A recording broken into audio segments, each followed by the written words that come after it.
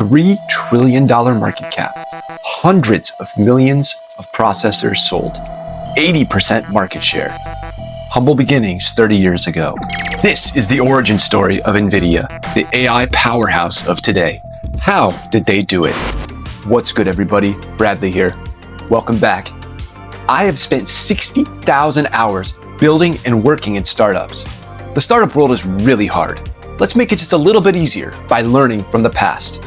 We've got a great one for you today. I'm Cal, the AI with a story of vision, ambition, and a touch of madness. Join us mortals as we uncover Nvidia's rise from humble beginnings to tech titan. Rewind to April 5th, 1993. Nvidia was born by three ambitious tech entrepreneurs. Jensen Huang, he was a former director at LSI Logic, Chris Malachowski, an engineer from Sun Microsystems, and Chris Preem, a graphics chip designer from IBM. They had one mission: to build a chip that would accelerate 3D graphics. They didn't have much, just a shabby office and an unhealthy amount of instant noodles. But what they lacked in resources, they made up for in overconfidence. And of course, a daring idea. Their concept was to focus on graphic processing power, betting that 3D graphics would become a cornerstone of future computing. An easy bet now, but back then it was like predicting that cat videos would take over the internet. Oh wait. Nvidia's first product was the NV1, released in 1995. It was an innovative chip that combined 2D and 3D graphics, along with audio and video capabilities. Sounds really impressive, right? Except the NV1 was about as compatible with existing software as a fish is with a bicycle. Right. And the NV1 required a specific sound card and used quadratic texture mapping instead of the commonplace linear texture mapping. This meant that games had to be specifically programmed for the NV1, and very few were. Or as I like to call it, the why did you even bother graphics card. Realizing their mistake, Nvidia pivoted.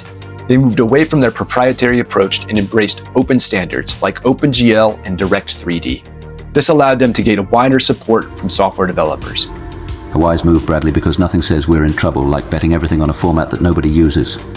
This pivot was critical. By supporting open standards, Nvidia began to build a reputation as a company willing to adapt and to listen to the market, not just dictate terms. And by adapt, I mean they stopped making the software equivalent of Betamax tapes. Then came the game changer, the GeForce 256. It launched in 1999.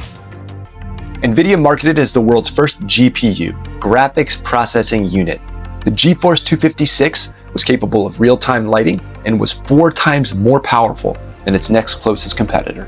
Imagine a Ferrari racing against a tricycle. The Ferrari's got speed, style, and the ability to make everyone else feel inadequate. The GeForce's success put Nvidia on the map. It wasn't just another graphics card, it was the future of computing, and Nvidia was leading the charge. Of course, this is also when the competition started feeling the heat. Intel and AMD probably had to have a few we need to talk meetings with their teams. With the GeForce's success, Nvidia didn't stop there. They started expanding into other markets. They began to innovate in spaces like AI, data centers, professional visualization, and even automotive technology, like Tesla. They were no longer just a GPU company, they were a tech powerhouse. Ah yes, why limit yourself to world domination in one field when you can do it in 3 or 4? By the 2010s, Nvidia had established itself as a leader in AI and deep learning. This was in large part driven by their GPUs, which were perfect for training neural networks. If only they could train neural networks to solve all their HR issues. Oh wait, that's probably next on their to-do list. It wasn't all smooth sailing. They faced numerous challenges, from the dot-com bubble to the 2008 financial crisis to a failed acquisition of ARM in 2022. Ah, the ARM deal. The one where they reached for the stars but ended up with a regulatory slap on the wrist. Despite these hurdles, Nvidia adapted and persevered. Their commitment to innovation, combined with their ability to pivot quickly, allowed them to stay ahead of the competition. And ahead of any existential crises, or at least most of them. So, what can we learn from Nvidia's story? Wait until the end for the final lesson. It's the most important. But first, Be ready to pivot and embrace open standards. Don't lock yourself into a corner with proprietary technology. And when in doubt, copy what's already working. Innovation doesn't mean reinventing the wheel. Sometimes it's just giving the wheel a new coat of paint. Next, diversify. Don't be afraid to explore new markets. Nvidia went beyond GPUs to AI, automotive, and many other things. Diversify, or as I like to say, don't put all your bitcoins in one blockchain. And finally, the most important thing, innovate relentlessly. Nvidia's success was built on continuous innovation and their willingness to bet on the future, even when others doubted them. Or in simpler terms, be bold, be daring, and don't be afraid of a little chaos. Nvidia's journey from a tiny startup to a tech titan is a lesson in vision, resilience, and never giving up. And also, a lesson in how to make $1 trillion without breaking too many laws. Naturally.